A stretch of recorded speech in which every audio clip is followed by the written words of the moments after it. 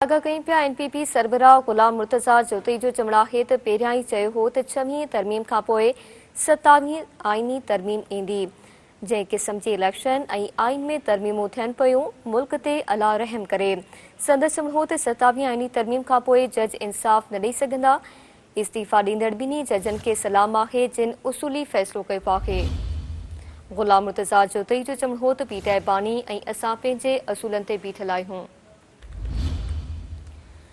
NPP सरबराह गुलाम मुर्तज़ा जोतई जो चवण आहे त पहिरियां ई चयो हो त 6वीं तरमीम खां पोइ 27वीं आईनी तरमीम ईंदी।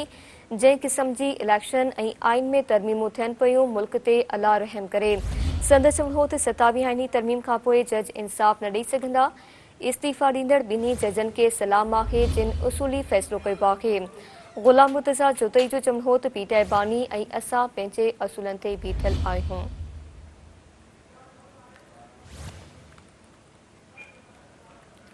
एनपीपी सरबराह गुलाम मुर्तज़ा जोतई जो चवण आहे त पहिरियां ई चयो हो त 6वीं तरमीम खां पोइ 27वीं आईनी तरमीम ईंदी। जंहिं क़िस्म जी इलेक्शन ऐं आइन में तरमीमूं थियनि पियूं मुल्क ते अला रहम करे।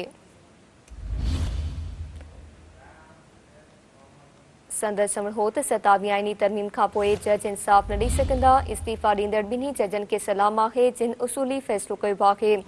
गुलाम मुर्तज़ा जोतई जो चवण हो त पीटीआई बानी ऐं असां पंहिंजे असूलनि ते बीठल आहियूं। तफ़सील मां कंदासीं सिंटीवी न्यूज़ जे रिपोर्टर राणा शेर मोहम्मद खान। जी राणा शेर मोहम्मद, आगाह कजो कहिड़ा अपडेट्स आहिनि? जी बिल्कुलु, नेशनल पीपुल्स पार्टी जे अॻुवान गुलाम मुर्तज़ा जतोई ऐं मसूर अहमद जतोई समेत ॿियनि जी जेका टिनि केसनि जी ॿुधणी जेका आहे उहा 2 दिसंबर ताईं मुलतवी थी वई आहे। जॾहिं त अदालत में ॿुधणी खां पोइ गुलाम मुर्तज़ा जतोई मीडिया सां ॻाल्हि ॿोल कई आहे। हुनजो चवणो हो त मां त पहिरियों ई चयो हो त 6वीं तरमीम बाद 27वीं तरमीम बि ईंदी ऐं मुंहिंजी सम्झ खां इहो किसो वॾो आहे त हिन ते मां कहिड़ो तबसरो कयां। जंहिं क़िस्म जी हाणे इलेक्शनूं थी रहियूं आहिनि ऐं आइन में तरमीमूं थियनि थियूं त अलाह ताला हिन मुल्क ते रहम करे। हुनजो चवणो त जमहूरियत हींअर नाले मात्र वञी बची आहे।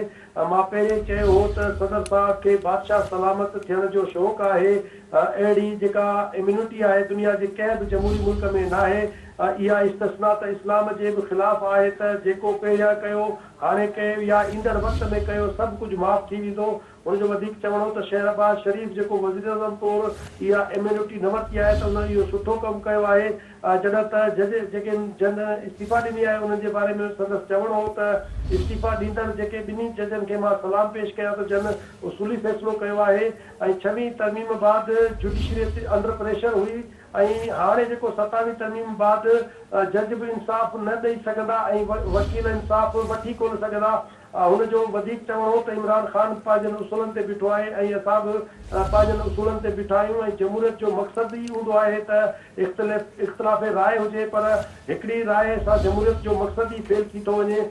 हुनजो वधीक चवणो हो त जेको GDA जो आहे असांजे हिन सिलसिले में मीटिंग न थी आहे ऐं असां सिंध जे माण्हू सां पहिरियां बि गॾु हुयासीं, अॻिते बि गॾु हूंदासीं। जीअं केनालनि वारी जाखोड़ में असां GDA मुतहरिक हुई, हाणे तरमीम जे मामले ते बि असां मीटिंग खां पोइ सिंध जे माण्हू सां गॾु हूंदासीं।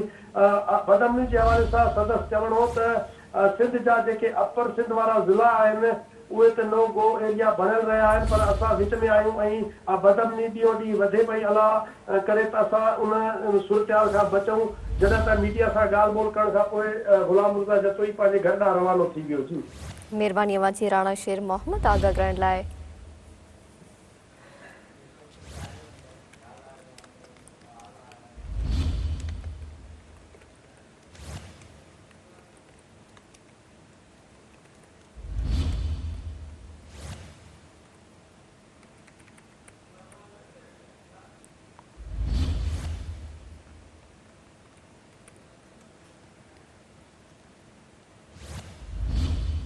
जंहिं क़िस्म जी इलेक्शन ऐं आइन में तरमीमूं थियनि पियूं मुल्क ते अला रहम करे। एनपीपी सरबराह पारां चयो वियो।